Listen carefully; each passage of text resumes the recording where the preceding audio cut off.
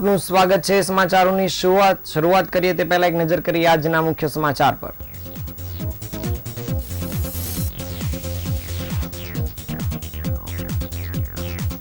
ભાઠા ગામમાં જનરેટરના ધુમાડાથી ગુંગળામણ થતા 3 લોકોના મોત।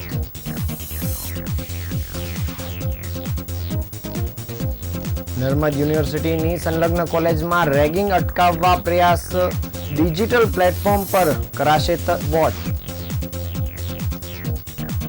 પાસુદરામાં દાદાને મળવા આવેલા પૌત્ર અને પિતા પર એક મહિલા સહિત 7ના ટોળાએ કર્યો હુમલો। સુમુલ ડેરીમાં મહારાષ્ટ્રથી દૂધ લાવી ભરવાનો વિવાદ હવે વધુ ઘેરો બન્યો।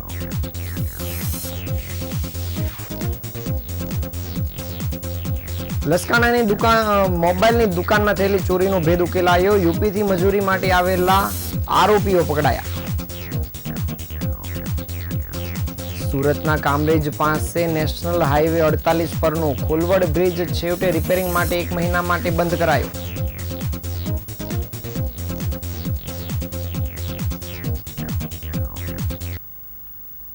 સમાચાર વિગતે જોઈએ। સુરતના ભાટેના ગામમાં જનરેટરના ધુમાડાથી ગુંગળામણ થતા 3 લોકોના મોત થયાની શંકાસ્પદ ઘટના સામે આવી છે। રૂમમાં જનરેટર ચાલુ રહી જતા ધુમાડો રૂમમાં ફેલાઈ ગયો હતો, જેના કારણે 1 પુરુષ અને 2 મહિલાના મોત થયાનું પ્રાથમિક અહેવાલ મુજબ સામે આવ્યું છે। ઘટનાની જાણ થતાં પોલીસ કાફલો દોડતો થયો છે। ત્રણેય મૃતકો સિનિયર સિટીઝન હતા અને રાત્રિ દરમિયાન ત્રણેય રૂમમાં સૂતા હતા અને સવારે પરિવારના સભ્યો રૂમમાં જતા ત્રણેયના મૃત હાલતમાં મળી આવ્યા હતા। પ્રાથમિક દ્રષ્ટિએ જનરેટરના કારણે મોત થયું હોવાનું અનુમાન છે અને હાલ પોલીસે ત્રણેય વ્યક્તિના મોતનું કારણ જાણવા અને તપાસ માટે એફએસએલની મદદ લીધી છે। ત્રણેય મૃતદેહનો કબજો મેળવી પોલીસ દ્વારા સિવિલ હોસ્પિટલમાં પોસ્ટમોર્ટમ માટે મોકલી દેવામાં આવ્યો છે અને પોસ્ટમોર્ટમ રિપોર્ટ આવ્યા બાદ જ મોતનું કારણ જાણવા મળશે। પાલ પોલીસ ઇન્સ્પેક્ટરે જણાવ્યું હતું કે સવારે પીસીઆરને કોલ મળ્યો હતો કે ભાઠા ગામમાં 3 લોકો મૃત્યુ પામ્યા છે। અહીં ક્રિકેટ ગ્રાઉન્ડ અને ખેતર આવેલા છે અને આ લોકો ખેતરમાં ચોકીદારી કરતા હતા અને પ્રાથમિક તપાસ માટે અમે સ્થળ પર આવીને તપાસ કરી તો જાણવા મળ્યું કે મૃતકમાં 1 વૃદ્ધ અને 2 મહિલા હતી। રૂમની અંદર જનરેટર ચાલુ હતું અને રૂમ બંધ હતો। જ્યારે રૂમનો દરવાજો ખોલીને અંદર જતા તીવ્ર દુર્ગંધ આવી રહી હતી। પ્રાથમિક તપાસમાં જાણવા મળ્યું છે કે જનરેટરના ઉપયોગને કારણે રૂમમાં ધુમાડો થઈ ગયો હતો અને જેનાથી ગુંગળામણ થઈ હોવાનું અનુમાન લગાવાઈ રહ્યું છે અને સાથે જેને પગલે લોકોના મૃત્યુ થયા છે। એફએસએલ અને પીએમ રિપોર્ટના આધારે વધુ તપાસ હાથ ધરવામાં આવશે।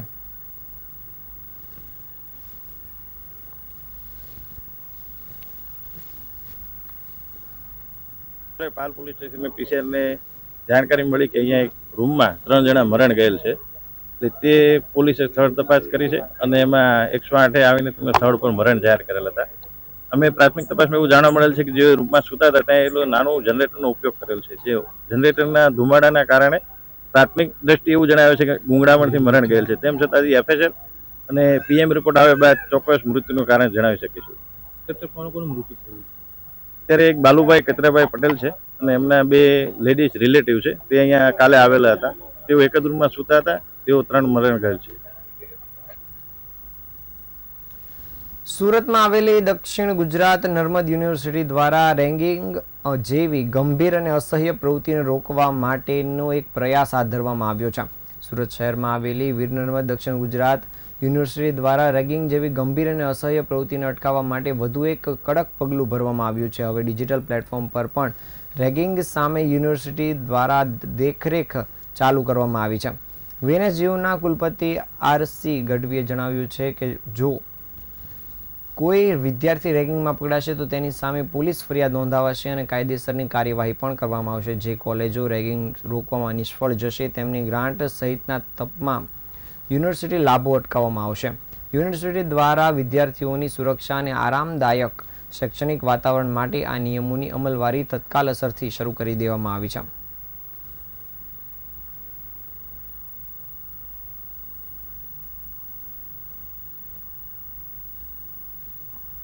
સુરતના પાસુદરા વિસ્તારમાં એક વિચિત્ર અને ચિંતાજનક ઘટના સામે આવી છે, જેમાં દાદાને મળવા આવેલા પૌત્ર અને પિતા પર સોસાયટીની મહિલા સહિતના 7ના ટોળાએ બેટ, પથ્થર અને બેલ્ટથી હુમલો કર્યો હતો। આ હુમલામાં પિતા પુત્રને મારવામાં આવ્યો હતો અને તેમની કારની તોડફોડ કરી ખુરબો બોલાવી દેવામાં આવ્યો હતો.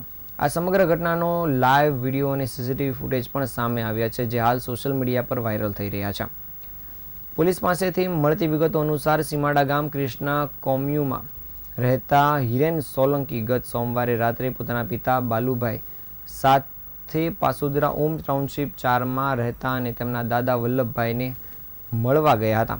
રાત્રે લગભગ 10:30 વાગે તેઓએ બિલ્ડિંગ પાસે કાર પાર્ક કરી હતી, જેને લઈને સોસાયટીમાં રહેતી જાગૃતિબેન નામની મહિલાએ તેમની સાથે ઝઘડો શરૂ કર્યો હતો. આ મહિલા સાથે બીજા 6 શખ્સો પણ જોડાયા હતા અને તેમણે બેટ અને પથ્થર વડે હુમલો કર્યો હતો, જેના પરિણામે કારના તમામ કાચ તોડી કારનો ખુરબો બોલાવી દીધો હતો. કારને થયેલા નુકસાન અંગે કહેવા જતાં હુમલાખોરોએ હીરા વેપારી હિરેન સોલંકીના પિતા બાલુભાઈ સાથે ઝઘડો કરી તેમનું માથું ફોડી નાખ્યું હતું અને પરિસ્થિતિ વણસતા હિરેનભાઈએ પોલીસની મદદ માંગી હતી. પોલીસ આવતા જ તમામ હુમલાખોરો ત્યાંથી ભાગી છૂટ્યા હતા. જે દરમિયાન રહીશોએ આ ઘટનાનો વિડીયો ઉતાર્યો હતો. તેના આધારે લસકાણા પોલીસ દ્વારા મહિલા સહિત 7ના ટોળા વિરુદ્ધ મારામારી અને હંગામાની કલમ હેઠળ ગુનો નોંધીને તપાસ કામગીરી શરૂ કરાઈ છે.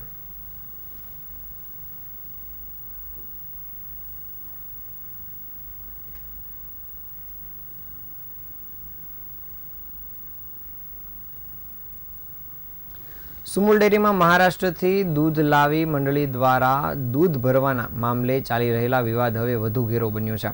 આ મામલે 25 મંડળીઓએ 3 કરોડથી વધુનો દંડ ફટકારવામાં આવ્યો છે અને આ દંડની માફી માટે સુમુલના કેટલાક ડિરેક્ટરો દ્વારા જ તાપીમાં એક વિશાળ રેલીનું આયોજન કરવામાં આવ્યું હતું. આ સમગ્ર ઘટનાક્રમથી રાજકીય ગરમાવો આવ્યો છે અને મામલો રાજ્ય સરકાર સુધી પહોંચ્યો છે. આ વિવાદ અંગે સુમુલ ડેરીના ડિરેક્ટર જયેશભાઈ પટેલે જણાવ્યું હતું કે જે દંડ કરવામાં આવ્યો છે તે તપાસના આધારે કરવામાં આવ્યો છે અને દંડ માફી માટે રેલી યોજવામાં આવી હતી. જો કે મહારાષ્ટ્રથી દૂધ લાવી તેનું વેપારીકરણ કરવું તે અયોગ્ય છે. તેના આ નિવેદનથી સ્પષ્ટ થાય છે કે સુમુલના જ કેટલાક ડિરેક્ટરો દંડ માફીની માંગ કરી રહ્યા છે, જ્યારે જયેશ પટેલ દંડને યોગ્ય ઠેરવી રહ્યા છે. આ ઉપરાંત મંત્રી મુકેશભાઈ પટેલે આપેલા ઓડિટ બાબતના નિવેદન પર પણ જયેશભાઈ પટેલે પ્રતિક્રિયા આપી હતી. મંત્રી મુકેશ પટેલે જણાવ્યું હતું કે સરકાર દર વર્ષે દૂધ મંડળીઓનું ઓડિટ કરતી હોય છે, પરંતુ જે મંડળીઓમાં એકાએક જ દૂધનું પ્રમાણ વધી જતું હોય તેવી મંડળીઓનું સરકાર દ્વારા ખાસ ઓડિટ કરવામાં આવે છે. આ મામલે સુમુલ ડેરી તરફથી પણ સંપૂર્ણ સહકાર આપવામાં આવશે.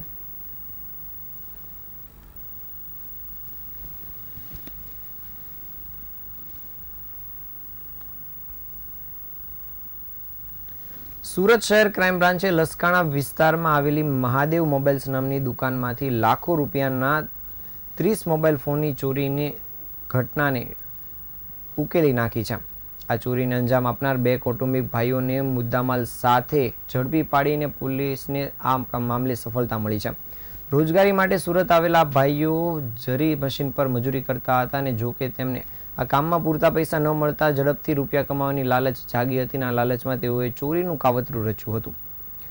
ગત તારીખ 6 જુલાઈના રોજ રાત્રિના સમયે લસકાણાના ડાયમંડનગર કળથિયા ઇન્ડસ્ટ્રીઝ વિભાગ 1માં આવેલ દુકાન મહાદેવ મોબાઈલ નામની દુકાનમાં તાળા તોડીને તેમાંથી 27 જેટલા મોબાઈલની ચોરી કરી હતી. પોલીસને બાતમી મળી હતી કે ઘરફોડ ચોરીને અંજામ આપનાર આરોપીઓ સરથાણા શ્યામધામ ચોક પાસેના ભોલેનાથ માર્બલની સામે રહે છે અને આ બાતમીના આધારે પોલીસે તાત્કાલિક કાર્યવાહી કરીને શિવનારાયણ નિષાદ અને અરવિંદ કુમાર નિષાદને ઝડપી પાડ્યા હતા. બંને આરોપીઓ લસકાણા ગામ સરથાણા ખાતેના ખાતા નંબર DG 376 ડાયમંડનગર ખાતે રહેતા હતા અને મૂળ ઉત્તર પ્રદેશના રહેવાસી છે.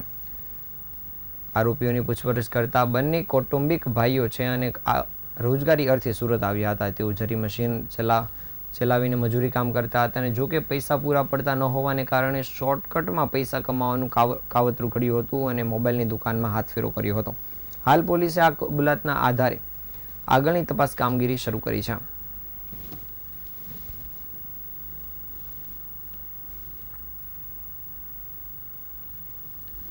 ગુજરાતથી મુંબઈ જવા માટે હવે કલાકો વધી શકે તેમ છે. સુરતના કામરેજ પાસે નેશનલ હાઈવે નંબર 48 પરનો ખોલવડ બ્રિજ છેવટે રિપેરિંગ માટે 1 મહિના માટે બંધ કરવાનું જાહેરનામું કલેક્ટર દ્વારા બહાર પાડવામાં આવ્યું છે, જેને પગલે કિમથી પલસાણાના એના ગામ વચ્ચેનો 46 કિલોમીટરનો એક્સપ્રેસ વે ગુરુવારથી ખુલ્લો મૂકવાનો નિર્ણય કરાયો છે. હવે ભરૂચથી નેશનલ હાઈવેના રસ્તાથી મુંબઈ તરફ જનારાઓને કિમથી એના સુધી એક્સપ્રેસ વેના રસ્તે જવું પડશે, જ્યારે સુરત શહેર માટે કિમ અને એના ગામ એમ 2 એન્ટ્રી એક્ઝિટ પોઈન્ટ મળશે. નેશનલ હાઈવે નંબર 48ના કામરેજ ખોલવડ પાસે તાપી નદી પર આવેલ બ્રિજ છેવટે 2 વર્ષથી ક્ષતિગ્રસ્ત છે. તેમ છતાં રિપેરિંગની ફુરસત તંત્રને મળતી નથી અને હવે રોજ હજારો વાહનો પસાર થતા હતા. બ્રિજ પર ઉપર લોખંડની 7 ફૂટની પ્લેટ પણ મુકાઈ છે. જો કે બુધવારે વડોદરા પાદરા નજીક મહી નદી પરનો ગંભીરા બ્રિજ તૂટી પડતા તમામ જિલ્લાના વહીવટી તંત્રમાં દોડધામ મચી ગઈ છે. ખોલવડ બ્રિજનું રિપેરિંગ શરૂ કરી દેવામાં આવ્યું છે અને તે માટે 1 મહિનો વાહન વ્યવહાર માટે બંધ રાખવાનો જાહેરનામું પણ જિલ્લા કલેક્ટર દ્વારા બહાર પાડાયું છે. આ બ્રિજ બંધ થતાં વૈકલ્પિક માર્ગ તરીકે કિમથી પલસાણાના એના ગામ વચ્ચેનો એક્સપ્રેસ વે ગુરુવાર રાતથી ખુલ્લો મૂકવાનો નિર્ણય કરાયો હતો. નેશનલ હાઈવે નંબર 48 પર ભરૂચથી મુંબઈ જતા વાહનોને કિમથી એક્સપ્રેસ વે થઈને પલસાણાના એના ગામ જવું પડશે અને ત્યાંથી પરત પલસાણા ચોકડી પાસેથી નેશનલ હાઈવે નંબર 48 પર આવી મુંબઈ તરફ જવું પડશે. જ્યારે ભરૂચથી નેશનલ હાઈવે થઈને આવનારા સુરતીઓને કિમ પાસે ઉતરીને સુરત આવવું પડશે.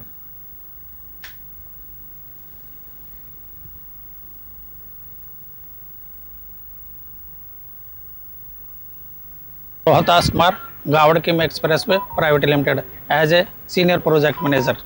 हमें कल से हमको ही सूचना मिली थी कि एक्सप्रेस वे को आपको एक साइड का ट्रैफिक बड़ौदा से जो सूरत जाता है एक साइड का ट्रैफिक आपको एक्सप्रेस वे पे खोलना है सर. तो वार फुटिंग पे हमारी पूरी टीमें और पूरा स्टाफ और मशीनरी के साथ पूरा लगा हुआ है सर. पूरी कोशिश है हम जब जल्दी से जल्दी इसको खोलने की कोशिश करेंगे सर.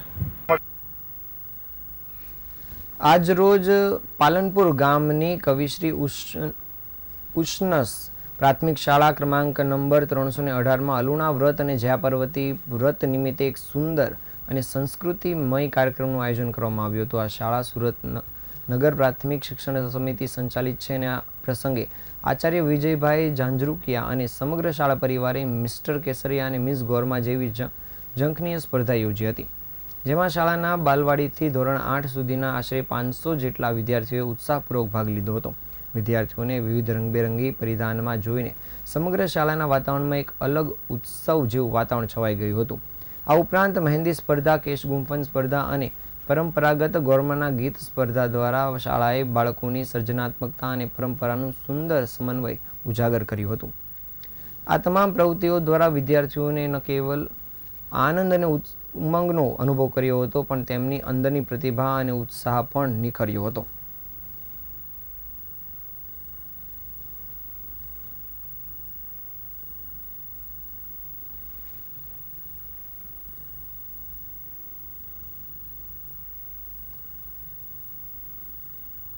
અશોકભાઈ કાંતિલાલ જોશી, નગર પ્રાથમિક શિક્ષણ સમિતિ સુરત સંચાલિત કવિશ્રી ઉષ્ણસ પ્રાથમિક શાળા ક્રમાંક 318 આજ રોજ તારીખ 11/7/2025 ને શુક્રવાર અમારી શાળામાં ખૂબ સુંદર મજાનું અલુણા વ્રત નિમિત્તે અમારી શાળામાં વિવિધ પ્રકારની સ્પર્ધાઓનું આયોજન થયેલ છે. એમાં આજ રોજ મિસ ગોરમા અને મિસ્ટર કેસરિયાનું ખૂબ સુંદર આયોજન કર્યું છે. બાળકોમાં અનેરો ઉત્સાહ અને આનંદ જોવા મળે છે.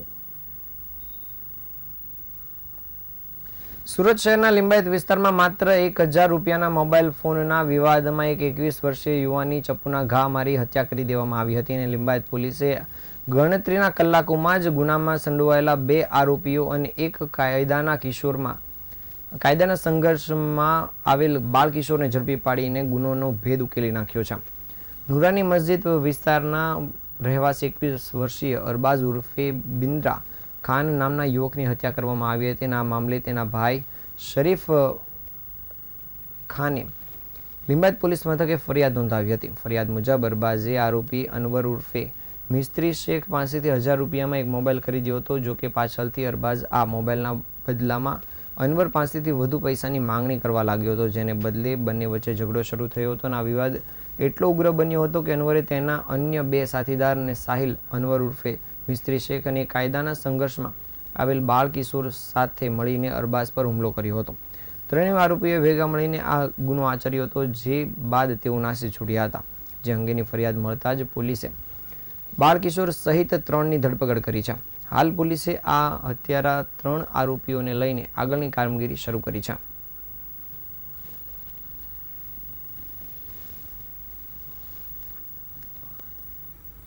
રાજ્યના અનેક શહેરોમાં ચોરીના ગુનામાં સંડોવાયેલા રીઢા આરોપીઓને ઉધના પોલીસે ઝડપી પાડવામાં સફળતા મેળવી છે.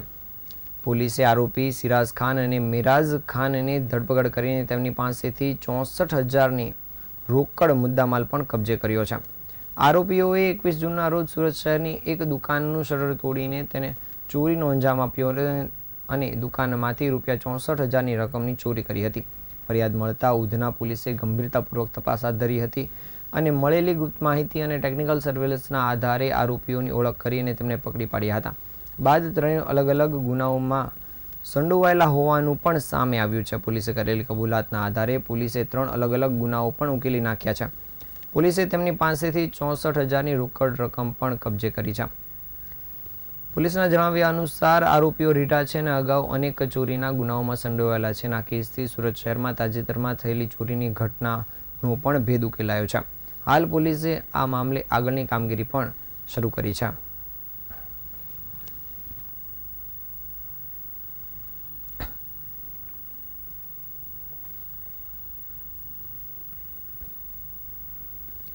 સુરત ડાયમંડ એસોસિએશન દ્વારા આયોજિત છઠ્ઠા ડાયમંડ એક્સપો અને B2B એક્ઝિબિશનનો આજરોજ પ્રારંભ થયો છે. આ ત્રિદિવસીય એક્સપોનું ઉદ્ઘાટન રાજ્યસભાના સાંસદ અને જાણીતા ઉદ્યોગપતિ ગોવિંદભાઈ ધોળકિયાના હસ્તે કરવામાં આવ્યું હતું. કાર્યક્રમના સુરતના મેયર દક્ષેશભાઈ માવાણી, લોકસભાના સાંસદ મુકેશભાઈ દલાલ સહિતના અનેક ઉદ્યોગ જગતના અને સામાજિક ક્ષેત્રના અગ્રણીઓ ઉપસ્થિત રહ્યા હતા. આ એક્ઝિબિશનમાં લૂઝ ડાયમંડમાં નેચરલ અને લેબગ્રોન ડાયમંડ, જુદા જુદા પ્રકારની જ્વેલરી અને આધુનિક મશીનરી તેમજ સોફ્ટવેર ટેકનોલોજીના સ્ટોલ એક જ જગ્યાએ દર્શાવવામાં આવ્યા છે. દેશના વિવિધ રાજ્યોમાંથી ઉદ્યોગકારો અને વિદેશી બાયરોની પણ વિશેષ હાજરી જોવા મળી છે, જેને લઈને સુરત ફરી એકવાર વૈશ્વિક હીરા ઉદ્યોગના મજબૂત કેન્દ્ર તરીકે છવાયું છે. આ એક્સપોએ ઉદ્યોગ ક્ષેત્રે નવી તકેદારી અને ભાગીદારી દ્વારા સુરતને વધુ આગળ ધપાવશે તેવું નિષ્ણાંતો માની રહ્યા છે. જ્યારે સુરત ડાયમંડ એસોસિએશનના પ્રમુખે જણાવ્યું હતું કે એસોસિએશનની કમિટી દ્વારા ભારતના મોટા શહેરો જેવા કે મુંબઈ, જયપુર, દિલ્હી, અમૃતસર, ચંદીગઢ જેવા વિવિધ મોટા શહેરોમાં રોડ શો કરી જરૂરી એક્સપોમાં આવવા માટે બાયરોને આમંત્રણ આપ્યું હતું. વિદેશમાં હોંગકોંગ, અમેરિકા, કેનેડા, દુબઈ વગેરે જગ્યાએ પણ રોડ શો કરીને બાયર્સને આમંત્રણ પણ આપવામાં આવ્યું છે. જે મુજબ આ 3 દિવસ દરમિયાન વિવિધ દેશોમાંથી અને રાજ્યોમાંથી બાયર્સો ઉમટી પડશે.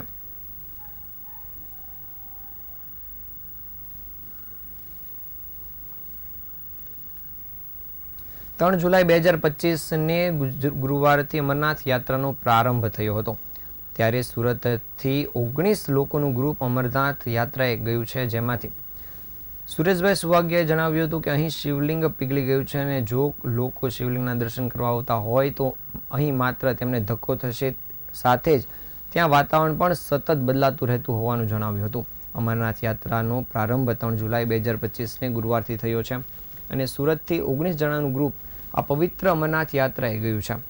આ ગ્રુપના સભ્ય એવા સુરેશભાઈ સુવાગ્યાએ ત્યાંના વાતાવરણ અને શિવલિંગની હાલતની પરિસ્થિતિ વિશે જણાવ્યું છે કે તેમણે જણાવતા કહ્યું હતું કે અમરનાથમાં શિવલિંગ હાલ પીગળી ગયું છે અને હવામાન પણ ખૂબ જ ખરાબ છે અને જો તમે બાબા બર્ફાનીના દર્શને આવતા હોય તો તમને ધક્કો જ થશે. વાતાવરણ પણ સતત બદલાઈ રહ્યું છે. ત્યારે સુરત નગર પ્રાથમિક સમિતિના પૂર્વ સભ્ય સુરેશભાઈ સુવાગ્યાએ પણ અમરનાથ યાત્રાએ ગયા છે અને તેમણે ત્યાંના અભૂતપૂર્વ અનુભવ વિશેની માહિતી પણ આપી હતી.